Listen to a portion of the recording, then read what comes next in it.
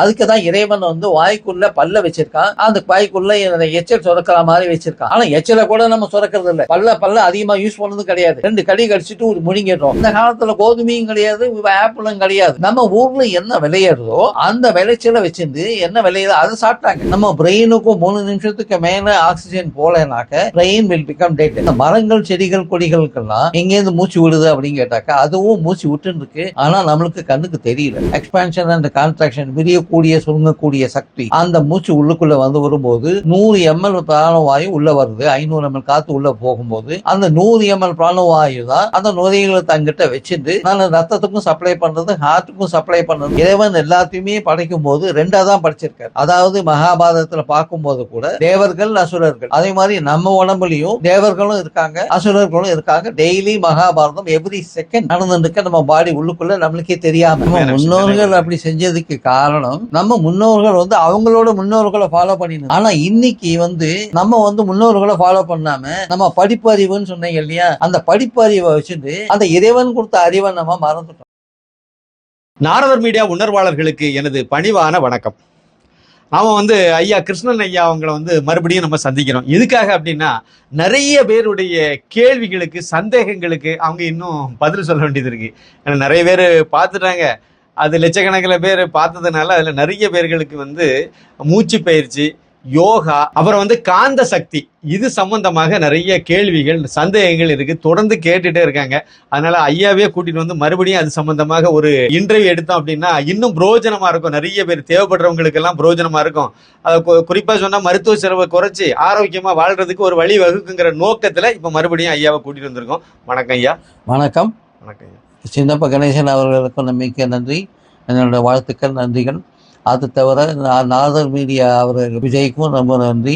நாரதர் media நேயர்களுக்கும் என்னோட வாழ்த்துக்கள், நன்றிகள். என்னோட குரு வேதாத்ரி மகரிஷி தான் என்னோட ஆத்ம குரு, அதனால அவருக்கும் என்னோட நன்றிகள்.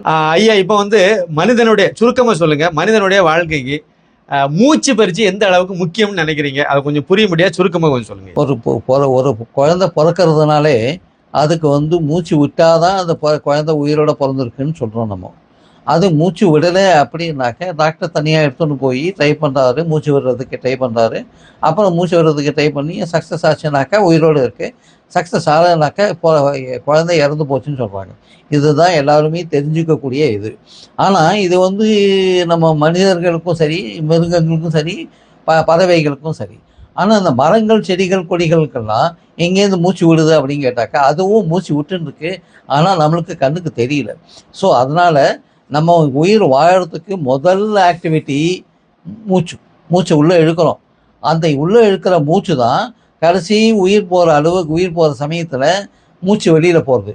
ஸோ அந்த மூச்சு இழுக்கக்கூடிய அந்த இழுத்து திருப்பி கெட்ட காற்றை வெளியில் விடக்கூடிய அந்த spring action, expansion and contraction, விரியக்கூடிய சுருங்கக்கூடிய சக்தி அந்த மூச்சு உள்ளுக்குள்ளே வந்து வரும்போது 100 ml பிராணவாயு உள்ளே வருது. 500 ml காற்று உள்ளே போகும்போது அந்த 100 ml பிராணவாயு தான் அந்த நுரையீரலை தங்கிட்ட வச்சுட்டு நான் ரத்தத்துக்கும் சப்ளை பண்ணுறது, ஹார்ட்டுக்கும் சப்ளை பண்ணுறது. ஹார்ட்டுக்கும் சப்ளை பண்ணுறதுனால நம்மளோட பிளட் சர்க்குலேஷன் போது 70 லட்சம் கோடி செல்லு இருக்கு உடம்புல. 70 லட்சம் கோடி செல்லுக்கும் ரத்தத்தை தரும்போது பிராணவாயு சக்தியும் அது தருது. அது மட்டும் இல்லாமல் நம்ம பிரெயினுக்கும் 3 நிமிஷத்துக்கு மேலே ஆக்சிஜன் போலனாக்க பிரெயின் வில் பிகம் டெட். அது வந்து சில பேர் நிறைய பேர் கேள்விப்பட்டிருப்பீங்க. அதனால் பிரெயினுக்கும் விடாமல் மூச்சு பிராணசக்தி போயிட்டே இருக்கணும். இந்த பிராணசக்தியை குறையாமல் பார்த்துக்கணும். எவ்வளோக்கு எவ்வளவோ நம்ம குறையாமல் பார்த்துக்கிறோமோ கடைசி மூச்சு வரைக்கும் நம்ம நலமாக நோயற்ற வாழ்க்கையை நம்ம உயிரில் வரைக்கும் நல்ல உயிரையும் நல்லா காப்பாற்றலாம், உடலையும் காப்பாற்றலாம்.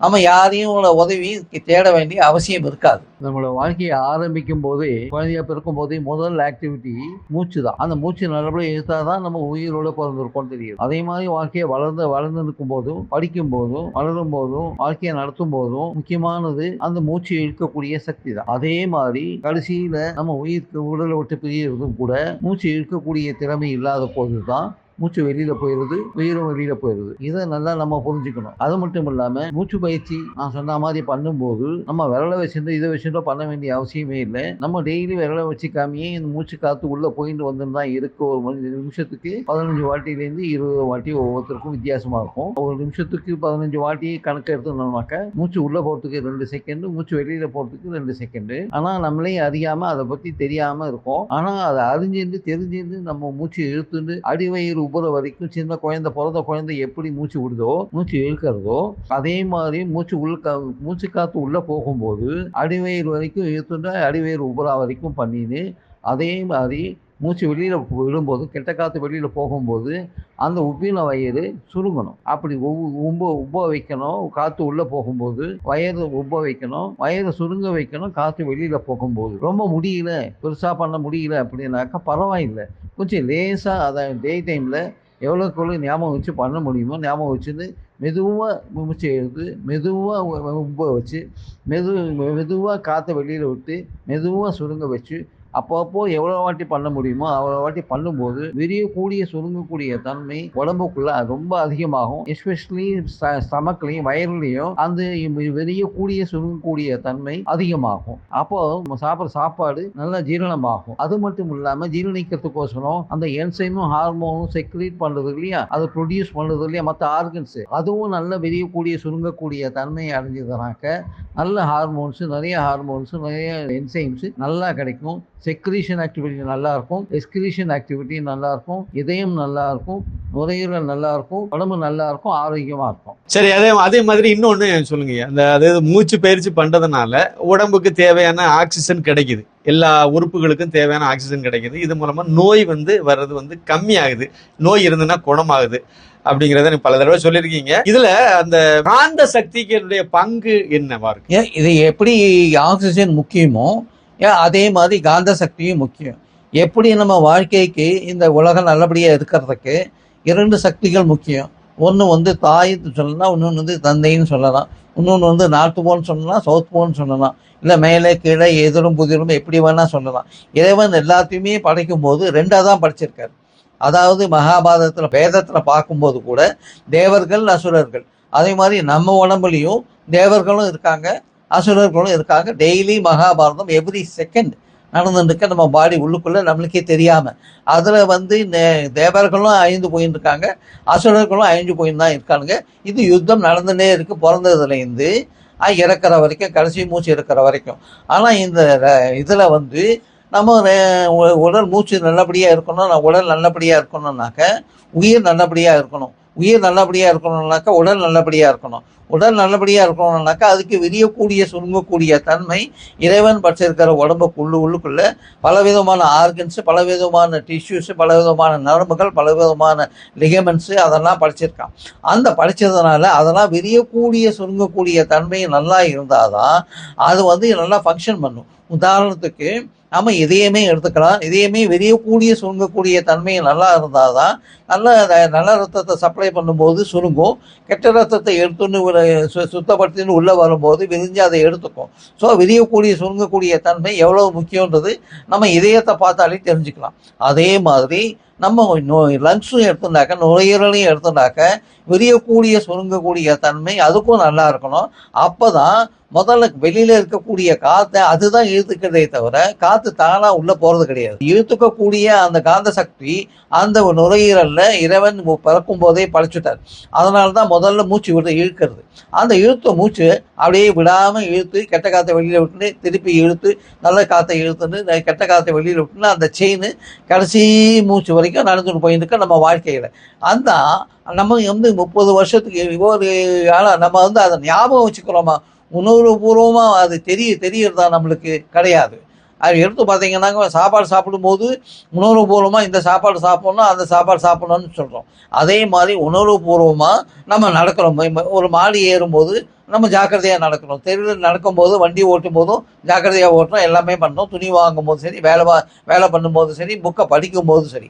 ஆனால் நம்மளுக்கு முக்கியமானது 3 நிமிஷத்துக்கு மேலே நம்ம மூக்க மூடிட்டு மூச்சு விட முடியலனாக்க உயிரே போகுன்ற ஒரு உண்மையை எல்லாருக்கும் தெரிஞ்சதுதான், நான் சொல்ல வேண்டிய அவசியமே இல்லை. ஆனால் அப்பேற்பட்ட மூச்சு காத்துக்கு நம்ம என்ன முக்கியத்துவம் தரோம்? நம்ம என்னைக்காவது உணர்ந்து அதை இழுக்கிறோமா? அது உங்களுக்கு நல்ல காற்று உள்ளே போகிறது, பிராணசக்தி உள்ளே போகிறது, கெட்ட காற்று வெளியில் போகிறது, உள்ளுக்குள்ளே இருக்கிற தேவையான கெமிக்கல்ஸ்லாம் வெளியில் போயிடுது, இன்க்ளூடிங் கார்பன் டை ஆக்சைடு. இந்த மாதிரி பண்ணின்னு இருக்கு. அந்த மாதிரி பண்ணக்கூடிய சக்தி நுரையீரல் விடாமல் பிறப்புலேருந்து கடைசி மூச்சு வரைக்கும் விடாமல் பண்ணின்னு இருக்கு. அந்த நுரையீரலுக்கு நம்ம என்னைக்கு நன்றி சொல்லியிருக்கோம்? சாதாரணமாக நடந்து போகும்போது ஒரு கர்ச்சீஃப் கீழே விழுந்துட்டாக்க நம்ம நடந்து போயிட்டே இருக்கோம். ஆனால் பின்னாடி வர ஒரு ஆள், ஒரு ஆணோ இல்லை ஒரு பெண்ணோ, ஐயா நீங்கள் கர்ச்சீஃபு கீழே போட்டீங்க, தயவு செஞ்சு எடுத்துக்கோங்க அப்படின்னு எடுத்து கொண்டு வந்து தந்தாக்க நம்ம எவ்வளவு சந்தோஷப்படுறோம். ஆஹா, கர்ச்சீஃப் எடுத்து தந்தீங்க, ரொம்ப ரொம்ப நன்றி, ரொம்ப ரொம்ப நன்றின்னு நம்ம சொல்கிறோமா இல்லையா? சாதாரண கர்ச்சீஃப் 5 ரூபா 10 ரூபா, அந்த கர்ச்சீஃப் தொலைஞ்சு போச்சுன்னா கூட வேற கர்ச்சீஃப் வாங்கிக்கலாம். ஆனால் உயிர் தொலைஞ்சு போச்சுனாக்க எங்கேருந்துங்க வாங்குறது? மூச்சு தொலைஞ்சு போச்சுனாக்க, மூச்சு இழுக்க முடியலனாக்க யார் நம்மளுக்கு பதிலாக மூச்சு இழுத்து நம்மளுக்கு தருவாங்க? நீங்க நல்லா யோசித்து பாருங்க. அவ்வளவு தூரத்துக்கு மூச்சு பயிற்சி தேவையும். அந்த மூச்சை இழுக்கக்கூடிய சக்தி வேணும் இல்லையா? காந்த சக்தி. அந்த காந்த சக்தி நுரையீரலுக்கு எவ்வளவு நல்லா இருந்தாதான் அந்த மூச்சு காற்றை நிறையா நல்ல ஆரோக்கியமா இருக்கும்போது, அதாவது இளம் வயதுல ஒரு மிடில் ஏஜ் 20 வயசு 25 வயசுல இருக்கும்போது அந்த காற்றை இழுக்கக்கூடிய சக்தி 500 ml காற்று இழுத்துக்கிறது. 500 ml காத்துல இழுத்துக்கும் போது 20% வந்து ஆக்சிஜன். அந்த 20% ஆக்சிஜன் வச்சுட்டு நம்மளுக்கு நுரையீரல் கெட்டு போயிடுறது, வியாதிகள் அதிகமாகிடுது, ஜலதோஷம் அதிகமாகிடுது. இதெல்லாம் பார்க்கும்போது அந்த காந்த சக்தியும் ரொம்ப முக்கியம். பிராணசக்தியோடு சேர்ந்துன்னு அந்த காந்த சக்தி இருந்தால் தான் பிராணசக்தியும் உள்ளே வரும் அப்படின்னு தாயும் தந்தையும் அப்படின்னு வச்சுக்கலாம். எது தாய் தந்தை அப்படின்னு நீங்களே முடிவு பண்ணிக்கலாம். அதை மாதிரி பார்க்கும்போது அந்த காந்த சக்தி ஏன் நம்மளுக்கு முன்னோர்கள், நீங்கள் கேட்கலாம் ஒரு கேள்வி, நம்ம முன்னோர்கள்லாம் ஒரு 300 வருஷத்துக்கு முன்னாடி 400 வருஷத்துக்கு முன்னாடி இந்த காந்தத்தை வாங்கினாங்களா? இந்த காந்தத்தில் தண்ணி வச்சாங்களா? அந்த தண்ணியை சாப்பிட்டாங்களா? இல்லையே, காந்தமே கிடையாது இப்போ அப்படின்னு நீங்கள் கேட்கலாம். நீங்கள் கேட்குற கேள்வி ரொம்ப நியாயமான கேள்வி. அந்த காலத்தில் காந்தன்னு ஒன்று கிடையாது. காந்த கற்கள்லாம் இருந்தது, காந்த மலைகள்லாம் இருந்தது. ஒரு வண்டி போச்சுன்னா கூட மேலே ஏற முடியாமல் கீழே இறங்கணும் காந்த சக்தியினால, அதெல்லாம் இருந்தது. ஆனால் ஜனங்கள் வந்து அதை பற்றிலாம் கவலைப்படலை, அதை தேடின்னு போகவும் இல்லை.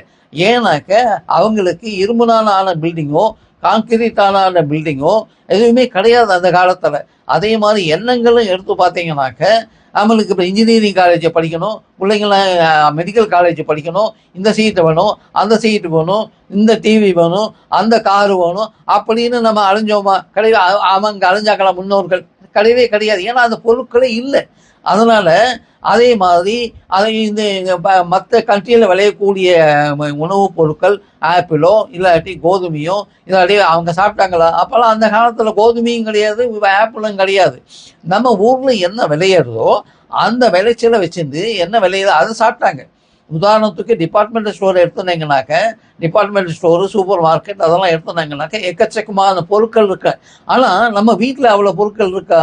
நம்ம வீட்டில் நம்மளுக்கு சாப்பாடுக்கு எவ்வளோ தேவையோ அவ்வளோ அதுக்கேற்ற மாதிரி வாங்கி வச்சுக்கிறோம். ஆனால் அதுக்குன்னு நம்ம டிபார்ட்மெண்டல் ஸ்டோர்லையா போய் நம்ம வீடு வச்சுக்க முடியும்? இல்லை டிபார்ட்மெண்டல் பாத் அட்டாச்சு மாதிரி நம்ம டிபார்ட்மெண்டல் ஸ்டோர் அட்டாச்சு ஹவுஸ்ன்னு வச்சுக்க முடியுமா? முடியவே முடியாது இல்லையா? இருக்கிற பொருளை வச்சுன்னு நம்ம சமையல் பண்ணின்னு இருக்கிற சாப்பாடை வச்சுன்னு நம்ம வாழ்ந்துட்டு இருக்கோம். அப்படின்னாக்க இறைவன் நம்ம உடம்புல உள்ளுக்குள்ள பெரிய சக்தியை கொடுத்துருக்காரு. விரியக்கூடிய சுருங்கக்கூடிய தன்மையை, காந்த தன்மையை கொடுத்துருக்காரு. அந்த காந்த தன்மையை குறைஞ்சு போயின்னு இருக்கு. ஏன் குறைஞ்சு போகிறது? முன்னோர்களுக்கெல்லாம் குறைஞ்சு போகாமல் இருந்தது. ஏன்னா அப்போல்லாம் இந்த சொன்ன மாதிரி இரும்புனாலான பில்டிங்கோ கான்கிரீட்டான பில்டிங்கோ கிடையவே கிடையாது. டிவி டவர் கிடையாது, டிவி கிடையாது, நோ எலக்ட்ரோ மேக்னட்டிக் ரேடியேஷனே கிடையாது. ஆனால் இன்னைக்கு பார்த்தீங்கன்னாக்க எங்கே பார்த்தாலும் டிவி டவரும் செல்ஃபோன் டவரும் எக்கச்சக்கமாக கொட்டி கிடக்கிறது. அது மட்டும் இல்லாமல் இரும்புனாலான பில்டிங்கோ கான்கிரீட்டான பில்டிங்கோ எக்கச்சக்கமாக கொட்டி கிடக்கிறது. அது மட்டும் இல்லாமல் ஒவ்வொரு வீட்லேயும் டிவி இருக்குது. அது வேறு டிவி மட்டும் இல்லை, ஃப்ரிட்ஜு, மற்ற உபகரணங்கள் எல்லாமே இருக்குது. கால் இருக்கு. அது தவிர ஒவ்வொரு வீட்லையும் டிவி வச்சிருக்கிறதுனால டிவி ஆண்டனா இருக்கு. ஸோ இதெல்லாம் அந்த காந்த சக்தியை எடுத்துட்டு வருது.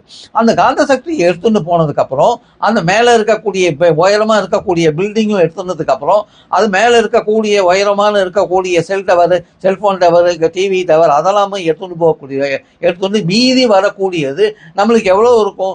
நம்ம முன்னோர்கள் இருக்கும்போது 80% இருந்ததுனாக்க இன்னைக்கு காந்த சக்தி நம்மளுக்கு எவ்வளோ கிடைக்கிறதுனாக்க மினிமம் குறைஞ்சபட்சம் மேக்சிமம் 20% தான் கிடைக்கிறது.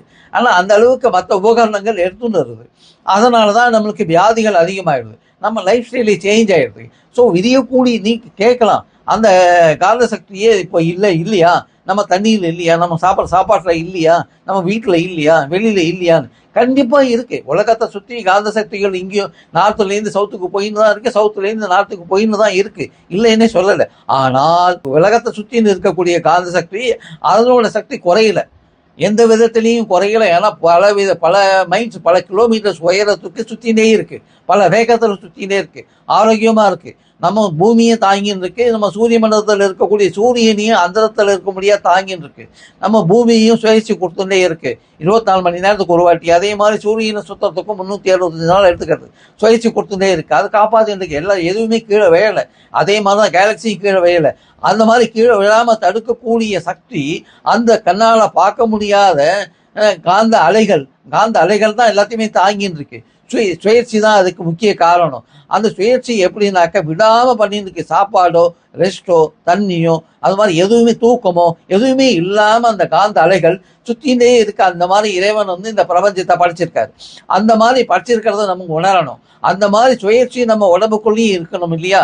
நம்ம உடம்புல நம்ம சொல்றோம், நம்ம உடம்புல நம்ம வேலை செய்யறோம், சுயற்சி இருக்கு அப்படின்னு. அந்த மாதிரி சுயற்சி போராது. நம்ம உடம்பு உள்ளுக்குள்ள 70 லட்சம் கோடி செல் இருக்கு. அது மட்டும் இல்லாம பல ஆர்கன்ஸ் நிறைய இருக்கு, பல டிஷ்யூஸ் நிறைய இருக்கு, எவ்ரிடே சேஞ்ச் ஆகிட்டே இருக்கு. அது மட்டும் இல்ல, நம்ம உடம்புக்குள்ள 70 லட்சம் கோடி செல் இருக்குன்னு சொன்னேன் இல்லையா?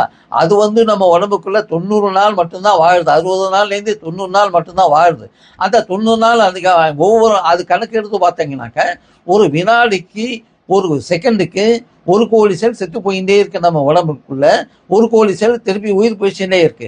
அவ்வளவு தூரத்துக்கு பெரிய ஆக்டிவிட்டி நடந்துட்டே இருக்கு. அப்படின்னா ஒரு நிமிஷத்துக்கு பார்த்துக்கோங்க 60 கோடி, அப்படின்னா ஒரு மணிக்கு எடுத்து பார்த்துக்கோங்க 1500 கோடி செல் செத்து போயிட்டே இருக்கு, 1500 கோடி செல் உயிர் போயிச்சுட்டே இருக்கு. அது மட்டும் இல்ல, நம்ம ரத்தத்தை எடுத்து பார்த்தீங்கன்னா கூட நம்ம உடம்புல 4 லிட்டர் ரத்தம் தான் இருக்கு.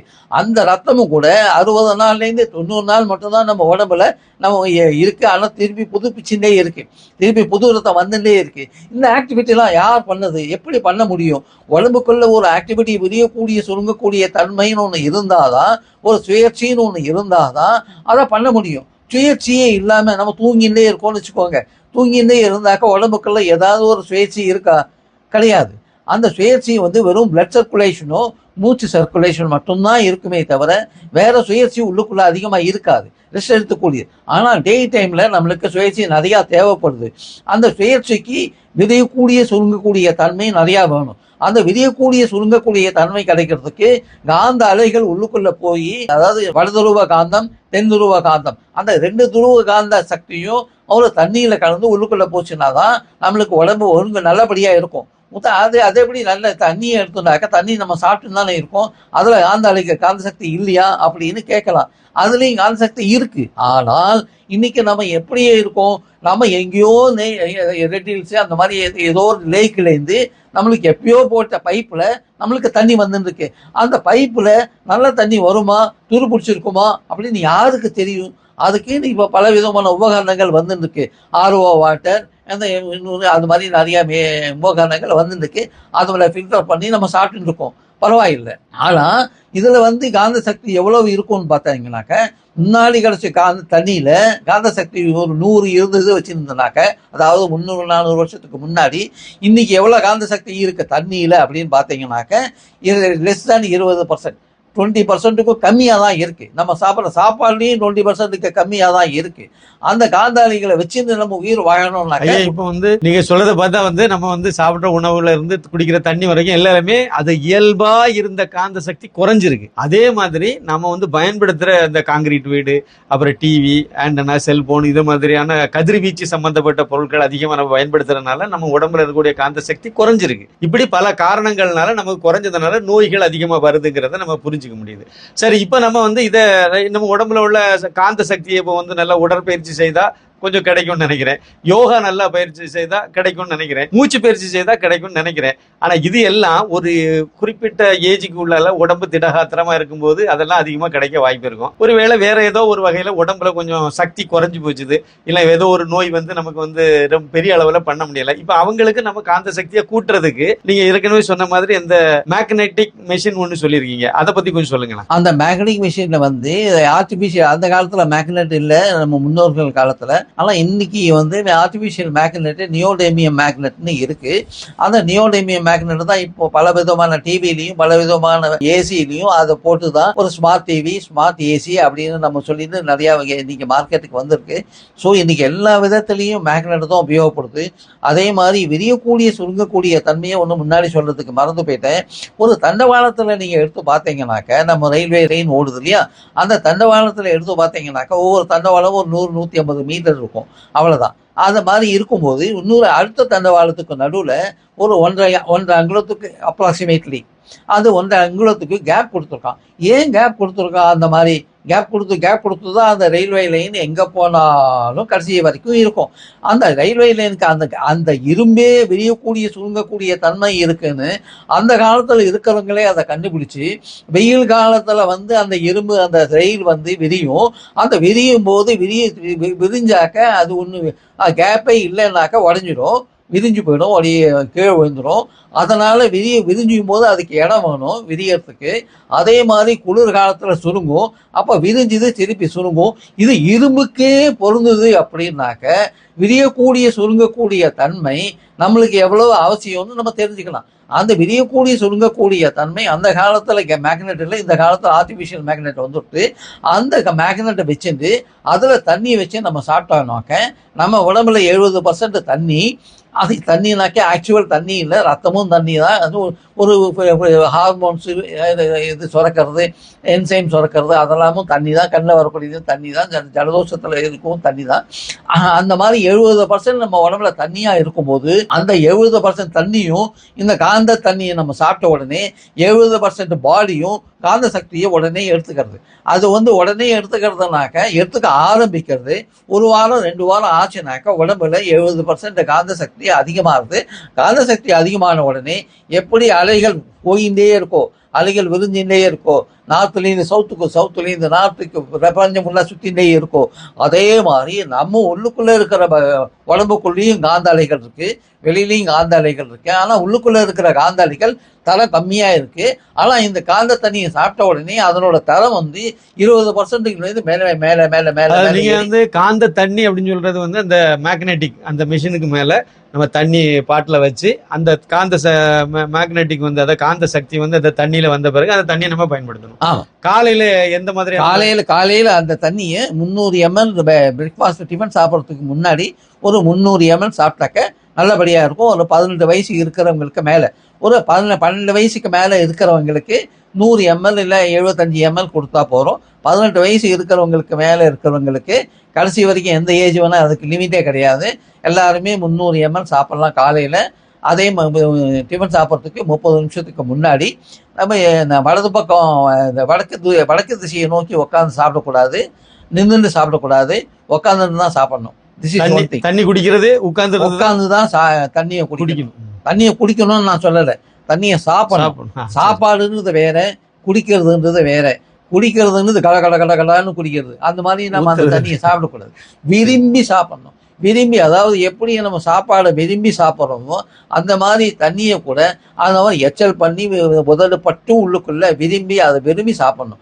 அதை விரும்பும் போது தான் அந்த தண்ணி நம்மளை விரும்ப ஆரம்பிக்கும். இது வந்து நான் சொல்ல வேண்டிய அவசியமே இல்லை, எல்லாருக்குமே தெரிஞ்சுது. அந்த மாதிரி சாப்பிடும்போது லஞ்சுக்கு முன்னாடி ஒரு 1/2 hour முன்னாடி அதே மாதிரி 300 ml சாப்பிடணும். முதல்ல சாப்பிடும்போது வீட்டில் ஒரு 4 பேர் இருக்காங்க, 1 லிட்டர் பாட்டில் தான் வாங்கி வச்சிருக்கோம் அப்படின்னாக்க அந்த 250 ml 250 ml 4 பேரும் சாப்பிட்டுடலாம். அதுக்கப்புறம் வீட்டில் எந்த தண்ணியை நீங்கள் உபயோகப்படுத்துனீங்களோ ட்ரிங்கிங் வாட்டரா அந்த தண்ணியை எடுத்து திருப்பி ரீஃபில் பண்ணி வச்சிருங்க. அந்த ரீஃபில் பண்ணி வச்சுட்டு மத்தியானம் திருப்பி சாப்பிட்றதுக்கு வேணும் இல்லையா, மத்தியானம் லஞ்சு சாப்பிட்றதுக்கு 1/2 hour முன்னாடி வேணும் இல்லையா, அதுக்காக ரீஃபில் பண்ணி வச்ச தண்ணியை திருப்பி அதே இடத்துல அதே மேக்னெட்டை வச்சுட்டு, அதாவது பைபோலார்னு பேர், அந்த பைபோலார் மேக்னெட்னு எழுதியிருக்கும், அந்த பைபோலார் மேக்னெட் மேலே வச்சதை திருப்பி மத்தியானமும் சாப்பிட்டு திருப்பி ரீஃபில் பண்ணி வச்சிருங்க. ஏன்னா மறுநாள் காலையில் தான் சாப்பிடணும். ஸோ 2 வேளையும் சாப்பிடும்போது உடல்ல முயற்சி இருக்கிறதுனால, பல விதமான வேலைகள் செய்யறதுனால, பல விதமான பிரச்சனைகளை நம்ம சந்திக்க வேண்டிய சந்தர்ப்ப சூழ்நிலையில் இருக்கிறதுனால நம்மளுக்கு எனர்ஜி, அது சக்தி வேணும். அந்த சக்தியை கொடுக்கக்கூடியது, எனர்ஜி அணுக்களை கொடுக்கக்கூடியது, விரியக்கூடிய சுருங்கக்கூடிய தன்மையை அதிகமாக்குறது. அந்த சாப்பாடு சாப்பிடும்போது நம்மளுக்கு சாப்பாடு உள்ளே போகிறது இல்லையா, அந்த சாப்பாடு இறப்பையில் நம்ம ஸ்டமக்கில் தான் உள்ளே போகிறது. ஸ்டமக்கில் உள்ளே போன உடனே மிக்சிலையாவது ஒரு 1/3 பருப்பை போடுறோம், 1/3 தண்ணியை விடுறோம், 1/3 காற்று போட்டுட்டோம். அது அரைப்பட்டு சுவிட்சை போட்டால் தான் உள்ளுக்குள்ள பிளேடு இருக்கு, அதை அரைப்பட்டு மாவா வெளியில வருது. ஆனா நம்ம வயிறுக்குள்ள எந்த பிளேடும் கிடையாது பாருங்க. என்ன பிளேடு இருக்கு அந்த அரைக்கிறதுக்கு? ஆனா நம்ம பல்லால, அதுக்கு தான் பல்லால அரைக்கிறோம். அதுக்கு தான் இறைவன் வாய்க்குள்ள பல்ல வச்சிருக்கான், அந்த வாய்க்குள்ள எச்சல் சுரக்கிற மாதிரி வச்சிருக்கான். ஆனா எச்சலை கூட நம்ம சுரக்கிறது இல்லை, பல்ல அதிகமாக யூஸ் பண்ணது கிடையாது. 2 கடி கடிச்சிட்டு ஒரு முழுங்கிடுறோம். ஒரு பாதாம் அல்வா கொடுத்தா கூட அவ்வளவு நல்ல பவர்ஃபுல்லா இருக்கக்கூடிய, அவ்வளவு அற்புதமா இருக்கக்கூடிய ஒரு பாதாம் அல்வா கொடுத்தா கூட 2 செகண்ட் தான் வாயில வச்சுக்கிறோம், உடனே முழுங்கிடுறோம். அப்ப சலைவாவை எப்படி மிக்ஸ் பண்றோம்? சலைவா எப்படி உள்ள போகும்? சலைவா தான் ரொம்ப ரொம்ப அருமையான சலைவா. அப்படி இருக்கும்போது நம்ம விரியக்கூடிய சுருங்கக்கூடிய தன்மை நல்லா இருந்ததுனாக்க நம்மளோட ஆர்கன்ஸ் தான் விரிஞ்சி சுருங்கி ஹார்மோன்ஸையும் இன்சைம்ஸையும் அதிகமாக சுரந்து நம்ம வயிற்றுக்கு அனுப்புறது.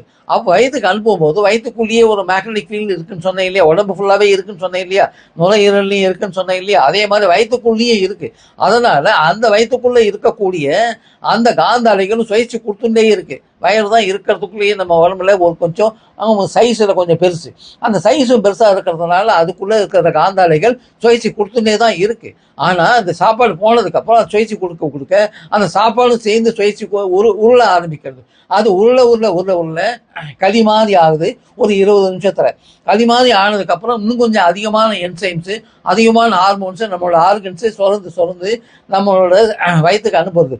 அப்போ களி மாதிரி ஆன சாப்பாடு உருண்டே இருக்கும்போது திருப்பி கூழ் மாதிரி ஆறுது. திருப்பி கூழ் மாதிரி ஆனதுக்கு அப்புறம் தான் ஒரு 45 நிமிஷத்துக்குள்ள, அந்த 45 நிமிஷம் முடிஞ்ச உடனே நம்ம வயிறு அந்த கூழை சிறுகுடலுக்கு அப்படியே அனுப்பிச்சிடுறது. சிறுகுடலும் அதே மாதிரி விரியக்கூடிய சுருங்கக்கூடிய தன்மையை நல்லா இருந்தாதான், அதாவது காந்த சக்தி நல்லா இருந்தாதான் விரியக்கூடிய சுருங்கக்கூடிய தன்மையை நல்லா இருந்தால் அந்த களி கூழ் மாதிரி வரக்கூடிய அந்த உணவை எடுத்துக்கும். அந்த உணவை எடுத்துட்டு திருப்பி அந்த விரியக்கூடிய சுருங்கக்கூடிய தன்மையை நல்லா இருக்கும்போது அதுக்கு சக்தி நிறையா இருக்குது.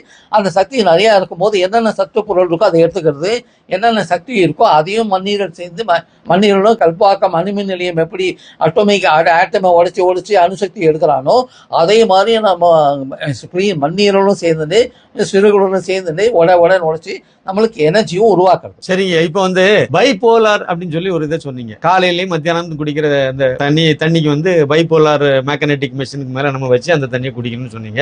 இரவுல நம்ம என்ன மாதிரியான தண்ணி குடிக்கணும்? அதே இதை தான் குடிக்கணுமா, இல்ல வேற காந்த சக்தியை உருவாக்குற வேற மெஷின் வைக்கணுமா? இரவுல நார்த்து போல்னு ஒன்னு இருக்கு, 2 இது இருக்கு. ஒன்னு பைபோலார் காலையில சாப்பிடுறது சொன்னேன் நானு.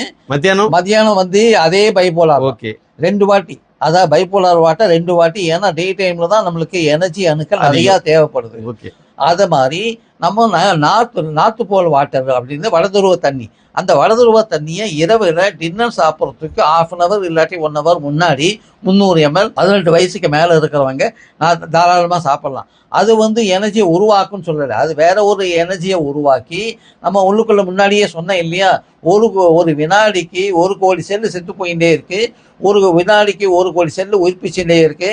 அதே மாதிரி 60லேருந்து 90 நாள் மட்டும்தான் நம்ம உடம்புல உயிர் வாழ்ந்துட்டே இருக்கு. 70 லட்சம் கோடி செல்லும் திருப்பி வந்துட்டே இருக்கு.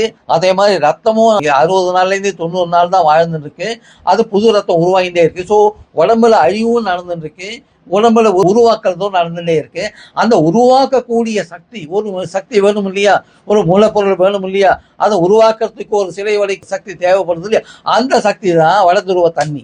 அந்த வடதுருவ தண்ணி மத்தியான இடத்துல பைபோலார் வாட்டரில் கிடைக்கக்கூடிய காந்த அணுக்கெல்லாம் சேர்த்து இதெல்லாம் உருவாக்கக்கூடிய சக்தியை வடதுருவம் தருது. ஓகேங்க. இப்போ வந்து எனக்கு ஒரு சந்தேகம் வருது. நிறைய பேருக்கு வந்து இப்போ பாத்தீங்கன்னா சக்கரவேதி அது வந்து பெரும்பாலும் நிறைய பேருக்கு அது இல்லாத கிராமமே இருக்காது, குடும்பமே இருக்காது, அந்த அளவுக்கு இப்போ போயிட்டது. அந்த வேதி இந்த பைபோலார் அப்புறம் வந்து நார்த் போலார் இந்த காந்த சக்தி உள்ள தண்ணி மூலமாக இதன் மூலமா பயன்படுத்தி எடுக்கக்கூடிய காந்த சக்தி தண்ணியை நம்ம பயன்படுத்திட்டு வந்தோம் அப்படின்னா அந்த சக்கரவேதியை கட்டுப்படுத்த முடியுமா? ரொம்ப ரொம்ப முக்கியமான கேள்வி, ரொம்ப அற்புதமான கேள்வியை கேட்டிருக்கீங்க. இதுக்கும் அந்த காந்த சக்தியும் பிராணவாயும் உபயோகப்படுது. காந்த சக்தி எப்படி உபயோகப்படுறதுன்னு சொல்லிடுறேன். அந்த சக்கரை வியாதி இப்போ ரீசெண்டாக அதிகமாகிட்டே இருக்கு. அதுக்கு காரணம் வந்து வேற ஒன்றுமே இல்லை. நம்ம சின்ன வயசுலேருந்தே நம்ம ஸ்வீட் நிறையா சாப்பிட ஆரம்பிச்சிட்டோம். ஆனால் நம்ம முன்னோர்கள் வந்து வீட்டில் ஏதாவது ஃபங்க்ஷன் இருந்தால் தான் ஸ்வீட் பண்ணுவாங்க. ஆனால் அதர்வைஸ் ஸ்வீட்டு கடையோ ஹோட்டலோ எதுமாதிரி சாக்லேட்டோ எதுவுமே கிடையாது. இன்னைக்கு எங்கே பார்த்தாலும் இருக்கு. இன்னும் சொல்ல போனாக்கா ஒவ்வொரு வீட்லேயும் அதுக்குன்னு ஒரு தனி அல்மராவே இருக்கு. அந்த தனி அல்மராலேயே ஸ்வீட் வச்சு டெய்லி நம்ம சாப்பிட்டுன்னு இருக்கோம். அப்போ அந்த ஸ்வீட்டை ஜீரணிக்கக்கூடிய இன்சுலின் ஒரு ஹார்மோன் செக்ரேட் ஆகிட்டு இருக்கு நம்ம உடம்புல. அது செக்ரேட் பண்ணக்கூடியது வந்து பேங்க்ரியாஸ் கணையம்னு சொல்லக்கூடிய பேங்க்ரியாஸ்ன்ற ஆர்கன். அந்த பேங்க்ரியாஸ்ன்ற ஆர்கன் வெறும் இன்சுலினை மட்டும் செக்ரேட் பண்ணல, பலவித மற்ற ஹார்மோன்ஸையும் மற்ற என்சைம்ஸையும் ஜீரணத்துக்கு என்னென்ன வேணுமோ அந்த ஜீரணத்துக்கு வேண்டியதெல்லாம் அதுவும் உருவாக்கின்னு தான் இருக்கு. ஆனால் ஒரு 6 பாகத்தை 6 பாகமாக இருக்குன்னு உதாரணத்துக்கு எடுத்துக்கலாம். ஒரு கால்குலேஷன் பர்பஸுக்கு ஒரு பையன் இருக்கான். ஒரு பையன் வந்து ஒரு பையனோ ஒரு பொண்ணை ஸ்கூலில் படிக்கிறா, காலேஜ் படிக்கிறா, ஒரு எல்லா சப்ஜெக்ட்லையும் ஒரு 90% வாங்குது. ஆனால் ஒரு சப்ஜெக்ட் மட்டும் 30-35% தான் வாங்குது. அப்படின்னா அந்த பொண்ணோ பையனோ, காலேஜில் படிக்கிற பொண்ணோ இல்லை ஸ்கூலில் படிக்கிற பொண்ணோ பையனோ, அது ஒன்றும் படிப்பில் மோசம்னு சொல்ல முடியுமா? சொல்லவே முடியாது. படிப்பில் நல்ல படிப்பு இருக்குது, நல்ல அறிவு இருக்குன்னு தான் சொல்ல முடியும். ஆனால் ஒரு சப்ஜெக்டில் மட்டும் ஃபோக்கஸ் பண்ணலை. ஏன் ஃபோக்கஸ் பண்ணதுக்கு காரணம் அப்புறம் பார்க்கலாம் நம்ம.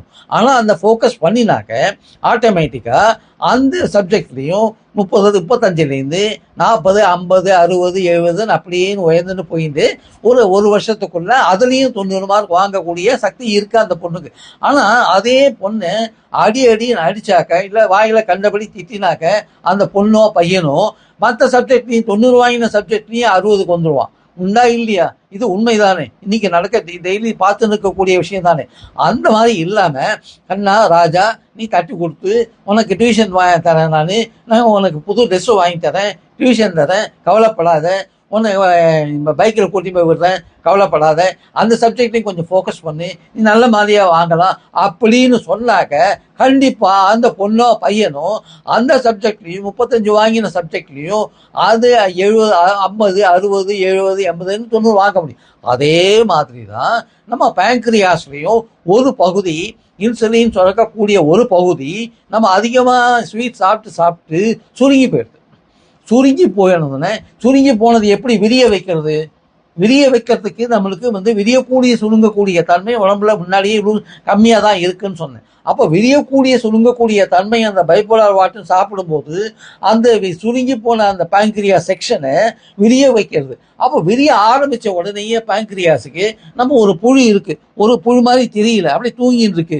அப்படியே தூங்கின்னு இருக்கும்போது கொஞ்சம் நெளிஞ்சு போகும்போது தான் அதுக்கு உயிர் இருக்குது, நெளிஞ்சு போயின்னு இருக்கு. அப்படின்னு நெளிஞ்சு போக ஆரம்பிச்சிருக்கோம்னாக்க அப்படியே தொடர்ந்து நெளிஞ்சுன்னு போயிட்டே இருக்கும். அதே மாதிரி நம்ம பேங்க்ரியாஸும் இன்சுலின் சுரக்கக்கூடிய அந்த பகுதி எப்படி சுருங்கி போச்சோ, எப்படி திரும்பி விரிய ஆரம்பிக்கிறதோ, அப்போ விரிய ஆரம்பித்த உடனே கொஞ்சம் கொஞ்சமாக விரிஞ்சு திருப்பி சுருங்கி, கொஞ்சம் கொஞ்சமாக வருது திருப்பி சுருங்கி, விரிஞ்சு சுருங்கி, விரிஞ்சு சுருங்கி நம்மளோட இன்சுலினை, நம்மளோட பேங்க்ரியாஸ், நம்மளோட கணையம், நம்மளோட இன்சுலினை நம்ம ஸ்வீட் கொஞ்சம் சாப்பிட்டா கூட அதை ஜீரணிக்கக்கூடிய இன்சுலினை தயாரிக்கிறது.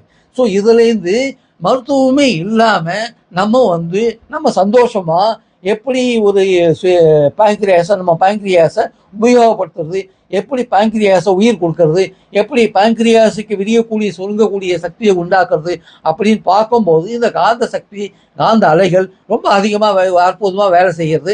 இந்த வேலை செய்ய வச்சாக்க போகிறோம். மற்ற உறுப்புகளுக்கும் அதே மாதிரி தான் என்சைம் சுரக்கிறது, ஹார்மோன் சுரக்கிறது எல்லாமே ரொம்ப நல்லபடியாக. சரிங்க, இப்போ வந்து இந்த சக்கரவேதி இதை வந்து குணப்படுத்தும். எவ்வளவு நாள் தொடர்ந்து இப்போ வந்து சக்கரவேதி உள்ளவங்க இதை பயன்படுத்துறதா இருந்தா இதுல இருந்து இன்னையிலிருந்து வச்சுடுவோமே, அது 2 மாசமா 3 மாசமா எவ்வளவு நாள் தொடர்ந்து இதை சாப்பிட்டா அதுல இருந்து விடுதலை பெற முடியும், சக்கரவேதி குணமாகும்? சக்கரவியாதி குணமாகணும்னாக்கா அவங்க இது வந்து கரெக்டாக ஒரு பர்ஃபெக்டாக கரெக்டாக சொல்ல முடியாது.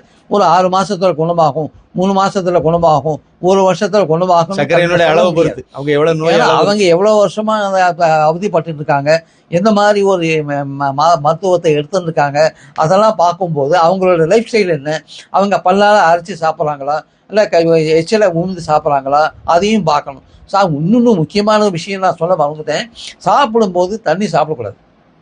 கண்டிப்பா சாப்பிட்டு முடிச்சதுக்கு அப்புறமும் 1/2 மணி நேரம் தண்ணி சாப்பிடாம தான் இருக்கணும்.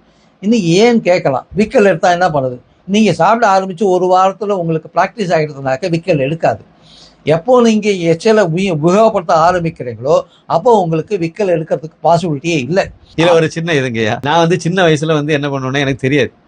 ஸ்கூலில் படிக்கும்போது என்ன பண்ணுவோன்னா, சாப்பிட்றதுக்கு முன்னாடி நானாக கற்பனை பண்ணிட்டு உள்ளார நிறைய கொஞ்சம் லேட் ஆகிட்டு 1 மணிக்கே சாப்பிட்றோம், அது திடீர்னு ஒரு நாள் 2:30 மணிக்கு சாப்பிட்றோம் அப்படின்னா உள்ளே ஏதாவது சுரந்துருக்கும். அப்போ அது கொஞ்சம் தண்ணி குடிச்சா அதெல்லாம் க்ளீன் ஆயிரும். அது பிறகு உள்ள வந்து அந்த அல்சர் இது மாதிரிலாம் வராதுன்னு சொல்லி நானாக ஒரு இது யாரோ சொன்னாங்க, அதை வச்சு நான் நினச்சிட்டு எப்போ தண்ணி உட்காந்து சாப்பிடாது, அதாவது சோறு சாப்பிட்றதுக்கு முன்னாடி கொஞ்சம் தண்ணி எடுத்து அப்படியே குடிச்சிட்டே இருந்தேன். இதனுடைய விளைவு என்ன ஆகி போச்சுன்னா, ஒரு ரொம்ப நாளைக்கு பிறகு நைட்டு ஏதாவது கொஞ்சம் லேட் ஆகி ஏதாவது நம்ம சோறோ இந்த வேற ஏதாவது பரோட்டாவோ இது மாதிரி ஏதாவது சாப்பிட்டுட்டோம் அப்படின்னா ஜீரணமாகாது. நைட்டு வந்து புளிச்ச ஏப்பம் வர ஆரம்பிச்சிடும். இப்படி ரொம்ப நாள் இந்த பிரச்சனை இருந்துகிட்டே இருந்துச்சு. கடைசியில் உங்களை மாதிரி ஒரு பெரியவர் வந்து இந்த மாதிரி சொன்னார், சாப்பிடும்போது தண்ணி குடிக்கக்கூடாது. சாப்பிட்றதுக்கு ஒரு 1/2 மணி நேரத்துக்கு முன்னாடி இருந்த ஒரு டைம் சொன்னார், தண்ணி சாப்பிடக்கூடாது. சாப்பிட்ட பிறகும் நீங்கள் தண்ணி சாப்பிடக்கூடாது. விக்கல் எடுத்துன்னா அந்த நேரத்தில் வேணால் கொஞ்சம் குடிச்சிடுங்க, மற்றபடி தண்ணி குடிக்காதுங்கன்னு எனக்கு ஒரு அட்வைஸ் பண்ணார்.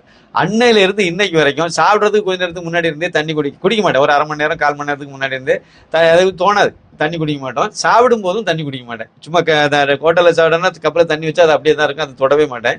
அப்புறம் சாப்பிட்டு முடிஞ்ச பிறகு அப்படி வந்துடும்.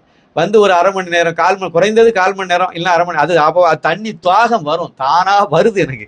அது தானாக எனக்கு தண்ணி வேணும், தாகம் வரும்போது தான் தண்ணி குடிக்கலையோ அப்படின்னு சொல்லிட்டு அப்புறம் தண்ணி எடுத்து அது 1/2 லிட்டர் எவ்வளோ தேவையான அளவுக்கு நான் குடிக்கிறேன். அதுக்கு பிறகு இந்த புளிச்ச ஏப்பம், அந்த அஜீரண கோளாறு இதெல்லாம் வந்து அப்படியே நின்று போச்சு எனக்கு. இல்லை, இது ரொம்ப கரெக்டான பாயிண்ட் ஆகியாச்சு. இந்த மாதிரி நீங்க சொன்ன இந்த ஒரு பாயிண்ட்னு சொல்லுவாங்க. சின்ன வயசுல இருக்கும்போது வீட்டில் வந்து பெற்றவங்க அப்பா அம்மா எல்லாம் வந்து சின்ன பிள்ளைகள் நாங்கள் சாப்பிட்டுட்டே இருக்கும்போது வந்து பேசிட்டு சாப்பிடுவோம். அப்போ வந்து அடிப்பாங்க, சாப்பிடும்போது பேசக்கூடாது அப்படிம்பாங்க. அதுக்குள்ள இருக்கக்கூடிய விஷயம் என்னன்னு நமக்கு தெரியாது, அவங்களுக்கு கூட தெரியாது, படிக்காதவங்க அவங்க.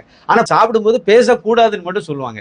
இப்போ எனக்கு சொல்லி தந்தாங்க, சாப்பிடும்போது 2 உதட்டம் ஒட்டி வச்சுதான் சாப்பிடணும், மென்று சாப்பிடணும். நீங்க கூட சொன்னீங்க மென்று சாப்பிடணும் அப்படின்னா என்ன அர்த்தம்? பக்கத்துல இருக்கவங்க பேசிட்டே இருந்தா மென்று சாப்பிட மாட்டோம், அது பாட்டுக்கு அரைக்காம போகும். அப்படி மென்று சாப்பிட்டா என்ன ஆகும்? உள்ள அரைச்சி அறவையாகி உள்ள போகும். அப்போ நம்ம முன்னோர்கள் படிக்காம இருந்தா கூட அவங்களுக்கு வழியா நீ சாப்பிட்டுட்டு இருக்கும்போது, அதாவது சாப்பிடும்போது பேசக்கூடாது அப்படிங்கிற ஒரு இதை நம்ம சொல்லி தந்து அடிச்சு விடுவாங்க. ஏதாவது கதை பேசிட்டே சாப்பிட்டோம்னா அடிச்சு விடுவாங்க. நம்ம அதை ஒரு பழக்கமாவே உருவாகுது. அப்ப சாப்பிடும்போது நம்ம பேசாம சாப்பிடணுங்கிறத மைண்ட்ல பிக்ஸ் ஆன போது நம்ம வந்து மென்று சாப்பிடக்கூடியதை வரும். அது நம்மளை அறியாமையே பழக்கப்படுத்திருக்காங்க மாதிரி புரிஞ்சுது. நல்ல யோசனை. நம்ம முன்னோர்கள் அப்படி செஞ்சதுக்கு காரணம் நம்ம முன்னோர்கள் வந்து அவங்களோட முன்னோர்களை ஃபாலோ பண்ணினது. அதேதான். ஆனா இன்னைக்கு வந்து நம்ம வந்து முன்னோர்களை ஃபாலோ பண்ணாம நம்ம படிப்பறிவுன்னு சொன்னீங்க இல்லையா, அந்த படிப்பறிவை வச்சுட்டு அந்த இறைவன் கொடுத்த அறிவு, நேச்சுரல் அறிவு இருக்கு இல்லையா, அந்த இறைவன் கொடுத்த அறிவை நம்ம மறந்துட்டோம். இறைவன் உள்ளுக்குள்ள எல்லாத்தையும் வச்சிருக்கிறான். எல்லா ஒரு இதயத்தை படைச்சவன், நுரையீரலை படைச்சவன், அது எப்படி வேலை செய்யணும்னு அந்த அறிவு அதுக்கு கொடுக்காமையே இருந்திருப்பான். கண்டிப்பாங்க. காலை படிச்சவன் எவ்வளவு சைஸ் ஏதாவது ரேஷியோ மாறுதா? எந்த ரேஷியோவும் மாறல. ஏதாவது அடிபட்டதுனா கூட நம்ம பண்ண தவறு. எனக்கும் நோய் வந்தது, 3 வாட்டி ஹார்ட் அட்டாக் வந்தது, இல்லைன்னு சொல்லலை. 92 93 இல்லை. ஏன்னாக்க நான் ஒரு சேல்ஸ் லைன்ல இருந்தேன். சேல்ஸ் லைன்ல இருந்தபோது கண்ட நேரத்தை தூங்குறது, கண்ட நேரத்தில் சாப்பாடு, போய் பிரச்சனைகள், வேலை போயிடுமா, சம்பளம் வரணுமே, இது வரணுமே, நிறைய டார்கெட்டை அச்சீவ் பண்ணணுமே அப்படின்னு ஒரு ஆர்வ கோளாறு. அதனால லைஃப் ஸ்டைல் வேற மாதிரி போச்சு. அந்த லைஃப் ஸ்டைல் ஆறு போகும்போது 45 வயசுல 3 ஹார்ட் அட்டாக் வந்ததுனாக்க என் வீட்டில் தாங்க முடியுமா? எனக்கு வந்த அதிர்ச்சி, எனக்கு வந்த வலி, அதோட என் மனைவிக்கு வந்த வலியும் என் பொண்ணுக்கு வந்த வலியும் வேதனையும் ரொம்ப ரொம்ப அதிகம். இந்த மனுஷன் இருப்பானா செத்துவானா, என்ன ஆகும் ஏதாவது ஆயிடுச்சுனாக்கா எங்க போறது, எந்த ஹாஸ்பிட்டல் கூட்டி போறது, பணம் எவ்வளவு எங்க போறது அப்படின்னு ஒரு பிரச்சனை இருக்கு இல்லையா, வேதனை இருக்கு இல்லையா. அந்த வேதனையை நம்மளுக்கு மட்டும் இல்ல மற்றவங்களுக்கும் உருவாக்க கூடாது. அந்த மாதிரி இருக்கும்போது இந்த மாதிரி இந்த என்சைம்ஸ் செக்ரீட் ஆகுது. ஏன் தண்ணி சாப்பிடக்கூடாதுனாக்க, நம்ம அரைக்க உள்ளுக்குள்ள போன சாப்பாடு களி மாதிரி ஆறத்துக்கு என்சைம் செக்ரீட் பண்ணது எல்லாமே விரியக்கூடிய சுருங்கக்கூடிய தன்மை. அந்த விரியக்கூடிய சுருங்கக்கூடிய தன்மை அதிகமாகும் போது தண்ணி சாப்பிட்டாக்க 1 லிட்டர் பாலில் 2 லிட்டர் தண்ணி கலந்தாக்க எப்படி அது பாலா இல்லாமல் வெறும் தண்ணியா இருக்குமோ அதே மாதிரி என்சைம்ஸும் நீர்த்து போயிடும். என்சைம்ஸும் டைலூட் ஆயிடுறது. என்சைம்ஸ் டைலூட் ஆகிடுறதுனாக்கா ஆட்டோமேட்டிக்காக அந்த உள்ளுக்குள்ளே போன சாப்பாடு எப்படி சீக்கிரமே களி மாதிரி ஆகும், சீக்கிரம் எப்படி கூழ் மாதிரி ஆகும். அதனால வயிறு வேகமாக சுற்றுது. அப்புறம் ஆர்கன்ஸும் வேகமாக வேலை செய்யறது.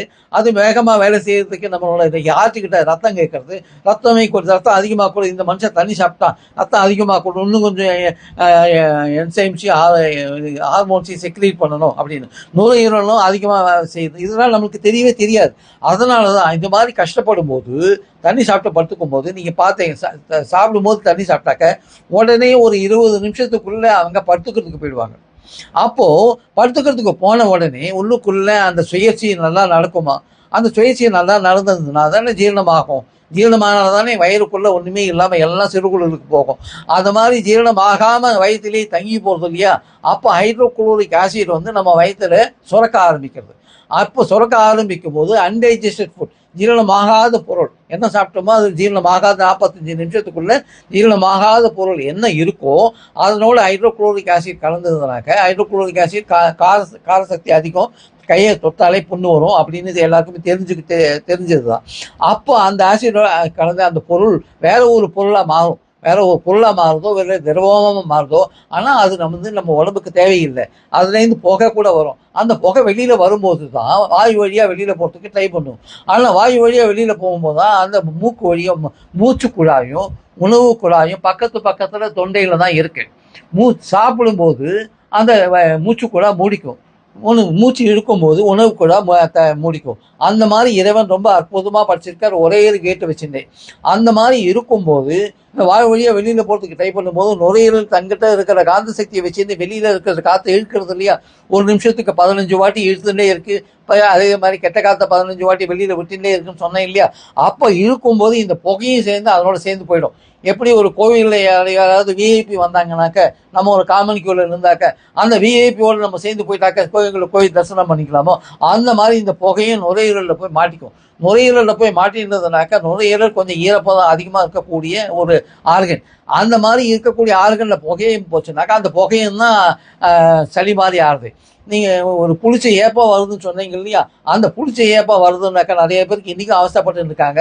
ஏன்னாக்கா தண்ணி சாப்பிடும்போது தண்ணி சாப்பிட்றது, சாப்பிட்டு முடிச்சதுக்கு அப்புறமா உடனே தண்ணி சாப்பிட்றது, அது மாதிரி இருந்ததுனாக்க உள்ளுக்குள்ளே ஜீரணமாகாத பொருள் நிறையா தங்குது. அப்போ ஜீரணமாகாத பொருள் நிறையா தங்கிடுதுனாக்க வயிறு 45 நிமிஷத்துக்கு மேலே தங்கிட்டு எதையுமே வச்சுக்காது, எல்லாத்தையும் வெளியில் தள்ளிடும். வெளியில் தள்ளுறதுனாக்க வெளியில் எப்படி தள்ள முடியும்? அங்கெங்கே கேப் இருக்கோ, எங்கெங்கே சந்து பொந்து இருக்கோ அந்த உடலுக்குள்ள அந்த வயிற்றை சுற்றி அங்கங்கெல்லாம் அதை தள்ளிடும். அதனால தான் நீங்கள் பார்த்தீங்கன்னாக்கா சில பேர் கொஞ்சம் ஊம்பி போயிருப்பாங்க, கால் கொஞ்சம் வீங்கியிருக்கும், கை கொஞ்சம் வீங்கியிருக்கும், இந்த சைடு கொஞ்சம் வீங்கியிருக்கும். காரணம் என்னன்னு கேட்டிங்கனாக்க அன்டைஜஸ்டட் ஃபுட், ஜீரணமாகாத பொருள் ஹைட்ரோகுளோரிக் ஆசிடோடு சேர்ந்து வேற பொருளாக மாறி அங்கங்கே போய் ஒட்டிக்கிறது. அப்போது நோய்கள் அதிகமாக வர்றதுக்கு, நோய்கள் அதிகமாக உருவாகிறதுக்கு முக்கியமான காரணம். அதனால தண்ணி சாப்பிடக்கூடாதுன்றது ரொம்ப ரொம்ப கவனம் எல்லாரும் வச்சுக்கணும். சாப்பிடும் போதும் தண்ணி சாப்பிடக்கூடாது, சாப்பிட்டு முடிச்சதுக்கு அப்புறமும் 30 நிமிஷம் தண்ணி சாப்பிடக்கூடாது. சரிங்க. இப்போ எனக்கு ஒரு சின்ன இது வேணுங்க. எப்படின்னா இந்த மாதிரி இப்போ மின் சக்தி, அதாவது காந்த சக்தி உடம்புல ஏற்படுறதுக்கு அந்த காந்த பொருள் 2 சொன்னீங்க, பைபோலார் அப்புறம் நார்த்து போலார். இந்த 2 இதுவும் இப்போ நிறைய பேர் கேட்குறாங்க. ஏற்கனவே பல தடவை உங்கள்கிட்டையும் நிறைய ஃபோனில் பேசி கேட்டிருக்காங்க. இவங்க இப்போ அது தேவைப்படுது அப்படின்னு சொன்னாங்கன்னா உங்ககிட்ட கான்டாக்ட் பண்ணி உங்களை தொடர்பு கொண்டா நீங்கள் அதுக்கு ஏற்பாடு பண்ணி கொடுக்க முடியும்? தாராளமாக கொடுக்க முடியும். சரிங்களா? அப்போ நான் உங்களுடைய நம்பரை நான் கொடுக்குறேன். அப்போ யாராவது தேவைப்படுறவங்க, யாராவது இதை மாதிரி இந்த காந்த சக்தியை உடல்ல அதிகப்படுத்தணும் அதன் மூலமா சுகர் மாதிரியான நோயிலிருந்து விடுதலை பண்ணணும், இல்லை மற்ற நோய் பொதுவாகவே அது உடலுக்கு ஆரோக்கியத்துக்காக அந்த மாதிரி முயற்சி எடுக்கிறவங்களுக்கு தேவைப்படுறவங்க வந்து ஐயாவை வந்து தொடர்பு கொள்ளுங்க. ஐயா பேர் வந்து கிருஷ்ணன் ஐயா. நம்பரை நான் சொல்றேன், நோட் பண்ணிடுங்க. நம்பரையும் இதில் கொடுக்குறோம். நீங்க அதில் கான்டாக்ட் பண்ணி ஐயாவை தொடர்பு கொள்ளுங்க. கண்டிப்பா உங்களுக்கு வழி காட்டுவாங்க. அது எங்க வாங்கலாம், இல்லைன்னா அவங்களே கூட உங்களுக்கு வந்து எந்த மாதிரி வாங்கலாம், எவ்வளவு ரேட் இருக்கும், குறைந்த அளவில் ரொம்ப அதிகமான செலவு இல்லாமல் இதுக்கு என்ன பண்ணலாங்கிறதெல்லாம் உங்களுக்கு ஆலோசனை சொல்லுவாங்க. எப்படி பயன்படுத்தணுங்கிற இதையும் உங்களுக்கு கைடு கொடுப்பாங்க. இதுல சொன்னதை தவிர கொடுப்பாங்க. நீங்க கொஞ்சம் அவங்கள தொடர்பு கொண்டு நீங்க வாங்கிடுங்க. 9500185433 9500185433. இது ஒரு நம்பர். இன்னொரு நம்பரும் கூட வச்சிருக்காங்க, 9677633248. 9677633248. இந்த 2 நம்பரும் வந்து இருக்கு. அதில் எந்த நம்பர் வேணாலும் நீங்க தொடர்பு கொள்ளலாம். ஐயாட்ட வந்து பேசிட்டு அதுக்கு உங்களுக்கு கண்டிப்பா நிச்சயமா உங்களுக்கு நல்ல வழி காட்டுவாங்க. இது எங்க வாங்கலாம், எப்படி வாங்கலாம், எப்படி பயன்படுத்தலாம். தேவைப்பட்டவங்க அவசியம் வாங்கி நீங்க வந்து பயன்படுங்க. நாங்க வந்து கடந்த பல மாதங்களாக இதை நாங்க வந்து வாங்கி பயன்படுத்திட்டு இருக்கோம். அதை பயன்படுத்தும் போது நமக்கு சில வித்தியாசங்கள் தெரியுது உடம்புல. தொடர்ந்து பயன்படுத்துவோம். இன்னும் கொஞ்ச நாள் பயன்படுத்தினா அதில் உள்ள முழுமையான பலன் கிடைக்கும்னு நான் நினைக்கிறேன். தொடர்ந்து நம்ம பயன்படுத்துவோம். நிச்சயமாக ஐயாவை நீங்க தொடர்பு கொண்டு தேவைப்படுறவங்க வந்து பயன்படுத்திடுங்க. இதை தவிர இது முக்கியமானது, இந்த செக்கில் ஆட்டின விளக்கெண்ணியை முக்கியமாக எங்கே கிடைக்கிறதோ 1 லிட்டர் வாங்கி வைங்க. அதோட இந்த தண்ணி வைக்கிறதுக்கு பாட்டில் வாங்குறீங்க இல்லையா டிபார்ட்மெண்டல் ஸ்டோரில், அந்த டிபார்ட்மெண்டல் ஸ்டோரில் பாட்டில் வாங்கும்போது ஒரு 1/2 லிட்டர் பிளாஸ்டிக் டப்பாவையும் வாங்கி வச்சுக்கோங்க. அந்த டப்பாவில் ஒரு 1/2 லிட்டர் அந்த விளக்கெண்ணியை, அதாவது செக்கில் ஆட்டின விளக்கெண்ணியை போட்டு அதுக்கு ஒரு தனி மேக்னெட்டும் சப்ளை பண்ணுவோம். அந்த தனி மேக்னெட் அதில் போட்டு வச்சிங்கனாக்க அந்த சாதாரண விளக்கெண்ணெய் காந்த சக்தி அதிகமாக இருக்கக்கூடிய விளக்கெண்ணியாக மாறுது ஒரு 3-4 டேஸில். அந்த 3-4 டேஸில் விளக்கெண்ணியாக மாறின உடனே காந்த சக்தி அதிகமான உடனே அந்த எண்ணெயை எடுத்து கண்ணுக்குள்ளேயும், கண்ணு இமை இருக்கு, கண்ணுக்கு இமைக்கு மேலேயும் கண்ணுக்கு இமைக்கு உள்ளக்கையும் இந்த புருவத்திலையும் இங்கேயும் நல்லா தடவினீங்கனாக்க கண் பார்வை கெட்டு போகாது. கிட்ட பார்வை, தூர பார்வை, சித்தப்பா பார்வை, பெரியப்பா பார்வை வராது. அதே மாதிரி கேட்ராக்ட்ல இருந்தும் விடுபட முடியும். கண் பார்வை இப்போ உடனே ஆப்ரேஷன் பண்ணணும் அந்த மாதிரி ஏதாவது சொன்னாங்கனாக்க இதை தடவி பாருங்க. உங்களுக்கு நல்லபடியாக இருந்ததுனாக்க நீங்கள் ஆப்ரேஷனுக்கு போக வேண்டிய அவசியம் இருக்காதுன்னு நினைக்கிறேன். நீங்கள் தடவி அது மட்டும் இல்லாமல் ஷோல்டர் பெயின், அந்த கால் வலி, முட்டி வலி அதெல்லாம் இருக்கு இல்லையா, அதுக்கு எப்படி ஒரு காருக்கும் ஒரு 2 வீலருக்கும் ஒரு இன்ஜின் ஆயில் போடுறாங்க இல்லையா, லூப்ரிகேஷன் ஆயில் போடுறாங்க இல்லையா, அந்த லூப்ரிகேஷன் ஆயில் போடலைன்னாக்க அந்த காரோ இல்லை 2 வீலரோ கடகடான்னு சத்தம் போடுது இல்லையா, அதுலேருந்தே தெரிஞ்சுக்கலாம் லூப்ரிகேஷன் ஆயில் இல்லை அப்படின்னு. அப்போ அந்த மாதிரி ஒரு லூப்ரிகேஷன் ஆயில் அந்த வண்டிக்கே ரொம்ப முக்கியமாக இருக்குன்னாக்க இந்த மாதிரி ஒரு உயிருள்ள வண்டிக்கும் நம்ம லூப்ரிகேஷன் ஆயில் தேவைதானே. ஆனால் அதுக்குன்னு விளக்கெண்ணி நீங்கள் டெய்லி சாப்பிடுங்கன்னு நான் சொல்லலை. அந்த மாதிரி சாப்பிட்டாக்கா ஆபத்து. அதுக்கு பதிலாக நம்ம கால்லையும் ஃபுல்லாக கால் பாதம் மேலே வர வரைக்கும் முட்டிலையும், அதே மாதிரி 2 காலும் 2 கையும் ஷோல்டர்லேருந்து கை ரிஸ்ட் வரைக்கும் இந்த கையும் அதே மாதிரி நீங்கள் தடவினே வந்தீங்கன்னாக்க விரியக்கூடிய சுருங்கக்கூடிய தன்மை அதிகமாகி, அதே மாதிரி ஷோல்டரில் இருக்கக்கூடிய எலும்பு, நம்ம காலில் இருக்கக்கூடிய எலும்புகள், பின்னாடி இருக்கக்கூடிய எலும்புகள் எல்லாமே நல்லா வடிவடையும். அதே மாதிரி ஒரு சின்ன உதாரணம் தந்துடுறேன். ஒரு ஆஞ்சநேயர் இருக்கார். ஒன்று சொல்றதுக்கு மறந்து போயிட்ட முன்னாடியே, ஆஞ்சநேயர் நீங்கள் பார்த்துருக்கீங்க. ஹனுமான் நீங்கள் ஒரு சஞ்சீவி மலையை தூக்கிட்டு பறந்தார். இலங்கையில் சண்டை நடக்கும்போது லக்ஷ்மணன் படுத்துருந்தார், நோய்வாய்ப்பட்டிருந்தார், ஆபத்தில் இருந்தார். அப்போ வந்து யாரோ சொல்லி உடனே இமயமலைக்கு போய் சஞ்சீவி மரம் இருக்கிற சஞ்சீவி மரத்தை எடுத்துன்னு வான்னு தான் சொன்னார். இவருக்கு சஞ்சீவி மரத்தை அங்கே உடனே பறந்து போயிட்டாரு. சஞ்சீவி மரத்தை தேடினாரு. அது எது சஞ்சீவி மரம்னு அவருக்கு தெரியல. அப்புறம் சஞ்சீவி மலையே தூக்கினாரு. எப்படி மலையை தூக்கினாரு அப்படின்னு ஒரு பெரிய சந்தேகம் எல்லாருக்கும் இருக்கும். எனக்கும் சின்ன வயசுல இருந்தது. ஆனா இப்போதான் புரியுது, அவர் வந்து வாயு பகவானோட புத்திரன். வாயு பகவானோட புத்திரனா இருக்கிறதுனால அவருக்கு நிறைய பிராணசக்தி நிறைய இருந்தது, அது காந்த சக்தியும் நிறைய இருந்தது. அதனால தன்னை விரியக்கூடிய சுருங்கக்கூடிய தன்மையை அதிகமாக்கினாரு. அப்ப எப்ப விரியணும், எவ்வளவு சுருங்கணும், அந்த இப்ப மலை மாதிரி விரியணுமா விரிய முடியும், கடுக்கு மாதிரி சுருங்க முடியுமா சுருங்க முடியும் அப்படின்ற ஒரு ஆற்றல் அவர்கிட்ட இருந்ததுனால அந்த மலையே தூக்கின்னு போயிடலாமே அப்படின்னு சொல்லிட்டு தன்னையும் ஒரு பெரிய அந்த மலையை போல ஒரு 5 பங்கு ஆக்கி மலையை தூக்கினாரு. தூக்கின்னு இலங்கைக்கு பறந்தே வந்தார். அந்த பறந்து வந்து லக்ஷ்மணனோட உயிரை காப்பாற்றினாருன்னு நம்ம படிச்சிருக்கோம். இது வந்து உண்மையா பொய்யா உனக்கு தெரியுமா எனக்கு தெரியாதான்னு கேட்காதீங்க. எனக்கு தெரிஞ்ச அளவுக்கு எனக்கு இருக்கிற அறிவுக்கு ஏற்ற மாதிரி நான் சொல்லியிருக்கேன். இதை நீங்கள் பார்த்தாலே தெரியும். விரியக்கூடிய சுருங்கக்கூடிய தன்மை எவ்வளவு தூரத்துக்கு உதவுறது, அந்த விரியக்கூடிய சுருங்கக்கூடிய தன்மையை அதிகமாக்கிக்கிறதுக்கு எப்படி நம்ம வந்து காந்தத்தில் தண்ணி வச்சுட்டு பண்ணலாம் அப்படின்றதுக்கு ஒரு பெரிய உதாரணம். அது மட்டும் இல்லாமல் இப்போ பௌர்ணமி போதும் அமாவாசை போதும் கடல் அலைகளை பார்த்தீங்கன்னாக்க கடல் அலைகள் சில அதிகமாக இருக்கும், வேகமாகவும் இருக்கும், ரொம்ப உயரமாகவும் இருக்கும். ஏன்னாக்க சந்திரன் வந்து பூமிக்கு கிட்டக்க வருது. கிட்டக்க வரும்போது மட்டுமில்ல அதனோட வரக்கூடிய காந்த அலைகள் அந்த காந்த சமுத்திரத்தில் இருக்கக்கூடிய தண்ணியை ஆர்ப்பரிக்க சந்தோஷப்படுது, குதூகலம் டான்ஸ்லாம் ஆடுது. அதனால தான் அலைகள் அதிகமாக இருக்குது. உலகத்தில் எங்கே கடற்கரை இருந்தாலும் அதே தான் பௌர்ணமி அன்னைக்கும் அமாவாசை அன்னைக்கும். இதுலேருந்து நம்ம தெரிஞ்சிக்க வேண்டியது காந்த சக்தியை தண்ணியை எடுத்துக்கக்கூடிய கெப்பாசிட்டி இருக்குது. தண்ணி வந்து காந்த சக்தியை விரும்பக்கூடிய கெப்பாசிட்டி இருக்குது.